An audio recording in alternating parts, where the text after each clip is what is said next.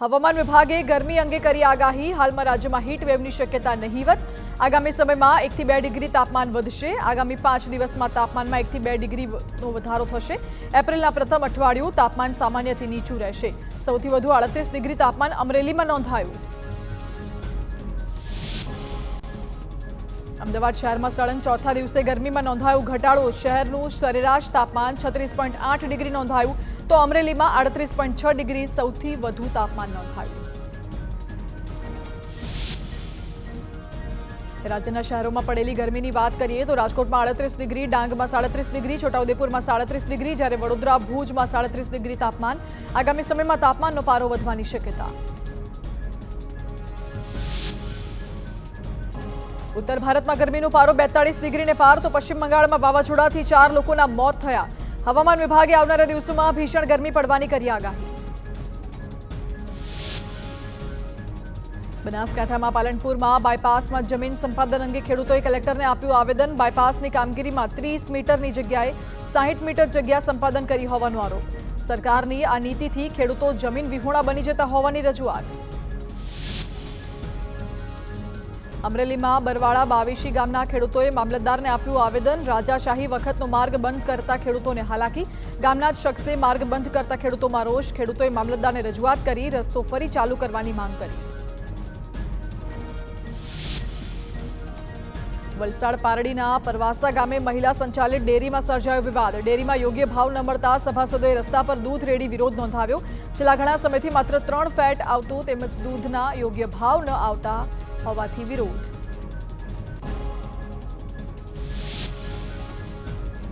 અમરેલીમાં 11 સેન્ટરો ઉપર આધાર કામગીરી બંધ। મામલતદાર જનસેવા કેન્દ્ર પર આધાર કાર્ડની કામગીરી બંધ થતા લોકોને હાલાકી।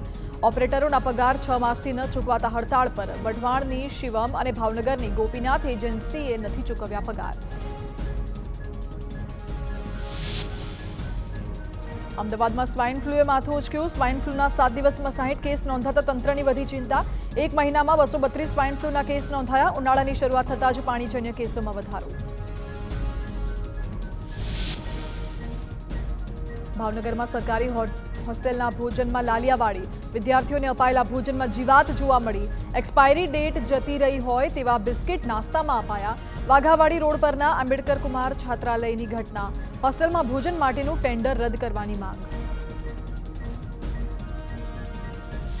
વડોદરાના શિનોરના આનંદી ગામે પરીક્ષામાં સામૂહિક ચોરીનો કેસ। કાર્યવાહીના ડરથી સ્કૂલના આચાર્યએ કરેલા આપઘાતના પ્રયાસની ઘટનામાં ખુલાસો। આચાર્યની સ્યુસાઇડ નોટ સામે આવી। એજ્યુકેશન ઇન્સ્પેક્ટરે જિલ્લા શિક્ષણ અધિકારી વતી 3 લાખની ખંડણી માંગ્યાનો ઉલ્લેખ। રૂપિયાની વ્યવસ્થા ન થતાં આચાર્યએ કર્યો હતો આપઘાતનો પ્રયાસ। આચાર્યના આત્મહત્યાના પ્રયત્ન પહેલા કાર્યવાહી કરાઈ હોવાનો શિક્ષણ અધિકારીનો દાવો। વલસાડના પારડીમાં નકલી સોનું આપી ઠગાઈ કરતી ગેંગ ઝડપાઈ। એસઓજી પોલીસે 2 આરોપીઓને નકલી સોના સાથે ઝડપ્યા। કન્સ્ટ્રક્શનનું કામ દરમિયાન સોનું મળ્યું હોવાનું કહી સોનું આપી છેતરપિંડી આચરતા પોલીસે 1,42,000નો મુદ્દામાલ જપ્ત કર્યો। બંને આરોપી નકલી સોનું આપી રૂપિયા પડાવતા।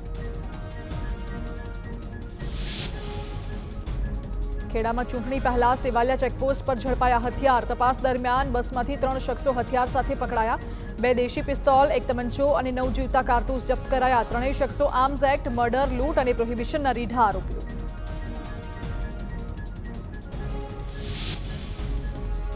સોનાના ભાવમાં ધરખમ વધારો। સોનું ઓલ ટાઈમ હાઈ સપાટીએ। 1 તોલું સોનાનો ભાવ 71,000।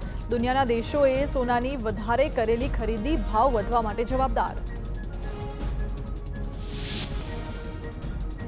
રાજકોટમાં જનાના સરકારી હોસ્પિટલમાં લિફ્ટમાં ખામી। નવનિર્મિત હોસ્પિટલની લિફ્ટમાં ખામી સર્જાઈ। લિફ્ટ બંધ થઈ જતા કર્મચારીઓ ફસાયા। ભારે જહેમત બાદ કર્મચારીઓને બહાર કઢાયા। ધ્વનિ પ્રદૂષણ મુદ્દે થયેલી અરજીનું હાઈકોર્ટમાં જીપીસીબીએ કર્યું સોગંદનામું। તમામ જિલ્લા મેજિસ્ટ્રેટ અને પોલીસ વડાઓને જીપીસીબીની તાકીદ। સાઉન્ડ લિમિટર વિનાના સાઉન્ડ સ્પીકર અને ડીજે ટ્રક સામે કાર્યવાહીની તાકીદ। ગૃહ વિભાગ સાથેના સંકલનમાં એસઓપી બનાવાશે। સતત મોનિટરિંગ માટે પૂરતી માળખાકીય સુવિધા નહીં હોવાનો જીપીસીબીનો સ્વીકાર।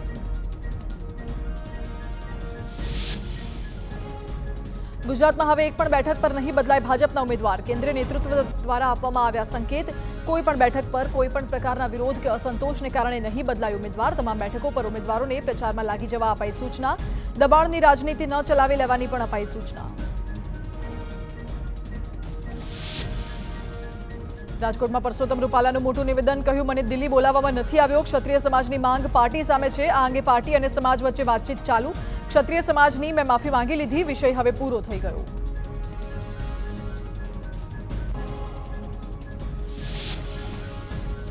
જૂનાગઢમાં રાજપૂત કરણી સેનાએ કલેક્ટરને આપ્યું આવેદન, રૂપાલાની ટિકિટ રદ નહીં કરાય તો ઉગ્ર આંદોલનની ચીમકી ઉચ્ચારી, 3 દિવસમાં રૂપાલાની ટિકિટ રદ નહીં થાય તો રાજકોટમાં મહાસંમેલન યોજાશે.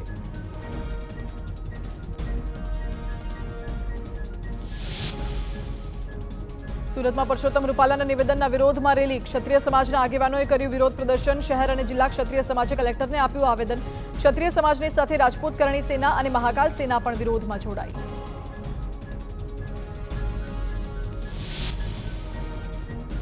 અમદાવાદના સાણંદમાં પરસોત્તમ રૂપાલાનો વિરોધ, ક્ષત્રિય સમાજે મામલતદાર કચેરી સુધી રેલી કાઢી, રૂપાલા તેરી ખેર નહીંના પોસ્ટર સાથે વિરોધ નોંધાવ્યો, રૂપાલાની ટિકિટ રદ નહીં કરવામાં આવે તો જલદ કાર્યક્રમોની આપવામાં આવી ચીમકી.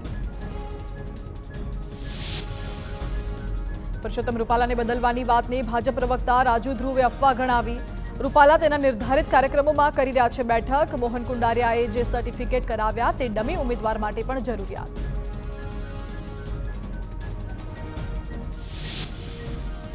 રૂપાલાના વિવાદાસ્પદ નિવેદન અંગે ક્ષત્રિય સમાજમાં રોષ યથાવત, પીટી જાડેજાએ પ્રેસ કોન્ફરન્સ કરતા કહ્યું, અમારો વિરોધ રૂપાલા સામે, ભાજપ સામે નહીં, ક્ષત્રિયોમાં જેને ટિકિટ આપવી હોય તેવા 10 નામ આપીશું, અમે વડાપ્રધાનને પણ રજૂઆત કરવા માંગીએ છીએ, રૂપાલા હટાવો, ક્ષત્રિય સમાજને બચાવો, તે અમારો એક જ નારો. રાજકોટમાં પુરુષોત્તમ રૂપાલાની જગ્યાએ મોહન કુંડારિયાના નામની ચર્ચા, રૂપાલા સામે ક્ષત્રિયોનો રોષને કારણે ચર્ચાઓ તેજ, કુંડારિયાનું તો ડ્યુ સર્ટિફિકેટ લેતા રાજકારણ ગરમાયું, નો ડ્યુ સર્ટિફિકેટ લેવાયું, મોહન કુંડારિયાનું સર્કિટ હાઉસ, દિલ્હી આવાસ સહિતના સ્થાનો પરથી નો ડ્યુ સર્ટી લીધાની ચર્ચા. ક્ષત્રિય સમાજના નિવેદન મુદ્દે રૂપાલાને મળ્યું સમર્થન, કાઠી ક્ષત્રિય સમાજના ગીતા ગીડા રૂપાલાના સમર્થનમાં આવ્યા, ગીતા ગીડાએ રૂપાલાના નિવેદનને ગણાવ્યું સ્લિપ ઓફ ટંગ, પરસોત્તમ રૂપાલાની ભૂલને માફ કરવા ગીતા ગીડાનું આહવાન, કહ્યું ક્ષત્રિય સમાજ માટે રૂપાલા સાહેબને ગૌરવ.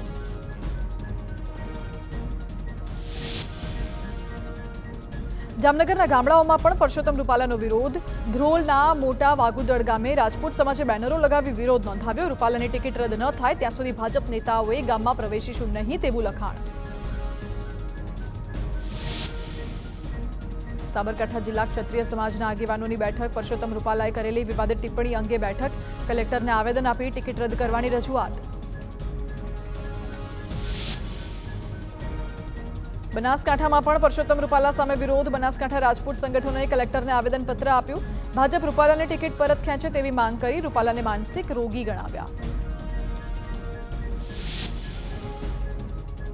અમરેલીમાં પરસોત્તમ રૂપાલાનો વિરોધ, ખાંભામાં રાજપૂત સમાજના લોકો મોટી સંખ્યામાં એકઠા થયા, ખાંભા મામલતદારને આવેદન આપી રૂપાલાની ટિકિટ રદ કરવાની માંગ.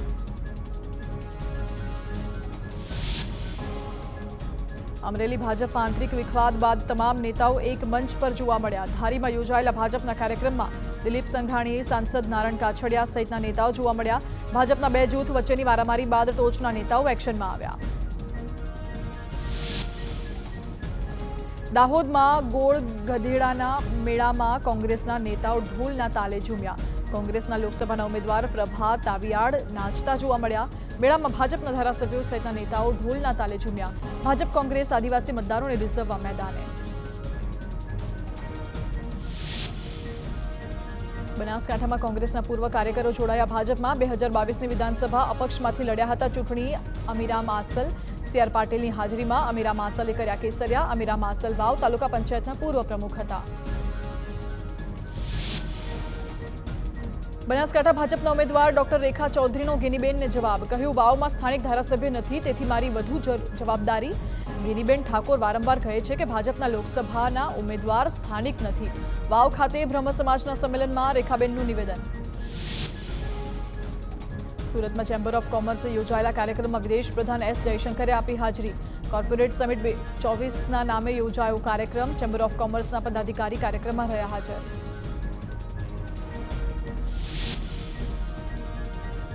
સુરતમાં વિદેશ પ્રધાન એસ જયશંકરે દેશની બોર્ડર પર તણાવ અંગે આપ્યું નિવેદન, દેશની સીમાને લઈને વિચારધારા નિશ્ચિત, જે સંબંધ બગડ્યા છે તે સંબંધ જેવા છે તેવા જ રહેશે, કંઈ પણ કરીએ પણ આતંકવાદ સામે કોઈ સમજૂતી નથી, ટેરરિઝમ કા જવાબ ટેરરિઝમ જ હોય.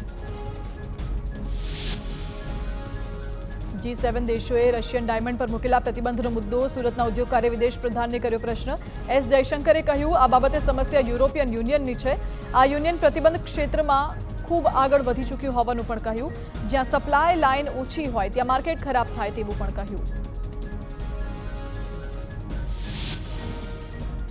સુરેન્દ્રનગરમાંથી ઉમેદવાર જાહેર કર્યા નથી ત્યારે તળપદા કોળી સમાજના આગેવાનો ચૂંટણી માટે ફંડ ઉઘરાવવાનું શરૂ કર્યું. ફંડના નાણાંનો ઉપયોગ તળપદા કોળી સમાજના ઉમેદવારને જીતાડવા માટે કરાશે. જો ભાજપ ઉમેદવાર નહીં બદલે તો તળપદા કોળી સમાજ કોંગ્રેસના ઉમેદવારને કરશે સપોર્ટ. સુરેન્દ્રનગરમાં ઉમેદવારને લઈને તળપદા કોળી સમાજમાં નારાજગીનો મુદ્દો. ધંધુકાના પૂર્વ અપક્ષ ધારાસભ્ય રણછોડ મેરે અપક્ષ ચૂંટણી લડવાની કરી જાહેરાત.